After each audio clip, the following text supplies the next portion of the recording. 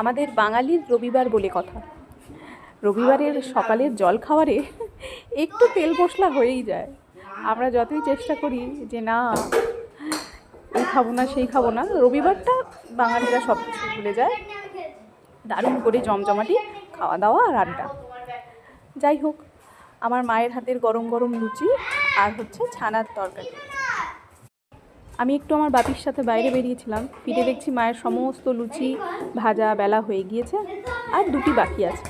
তখন আর ঢং না করলেই হয় আমার। আর আমার মায়ের লুচি দেখছেন, এই মস্ত বড় বড় মোষের মতো লুচি, যা আপনাকে রুটি বা পরোটার ফিল দেবে। লুচির ফিল তো দেবেই না। আমি ছোটোর থেকে দেখে আসছি আমার মা কখনোই ছোটো ছোটো লুচি বেলেন না। মা বলছে দূর দূর, আমার অত ধৈর্য নেই। অথচ বাড়ির সমস্ত কাজ একা করেন, অথচ সেই মানুষ বলে লুচি বেলবার সময় যে ধৈর্য নেই। এই যে লুচি আর ছানার তরকারি নিয়ে আমরা বসে পড়লাম, রবিবারের জমজমাটি আড্ডা।